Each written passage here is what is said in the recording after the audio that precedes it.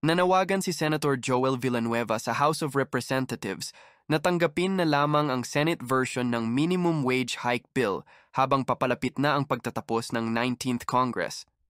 Sa liham na ipinadala kay Rizal 4th District Representative Fidel Nograles, chair ng House Committee on Labor, hiniling ni Villanueva ang agarang aksyon upang hindi na umabot sa bicameral conference.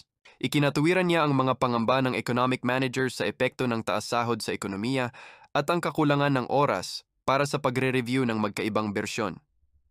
Sa kasalukuyan, 100 pesos dagdag sahod ang nais ng Senate version, habang 200 pesos naman sa bersyon ng Kamara. Parehong saklaw ang mga manggagawa sa pribadong sektor, kabilang ang agrikultura.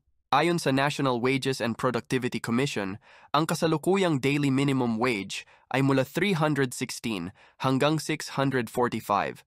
Sa gitna ng tumataas na presyo ng bilihin, sapat ba ang 100 na dagdag sahod? O mas makabubuti bang ipaglaban ng Kongreso ang 200 na panukala ng Kamara?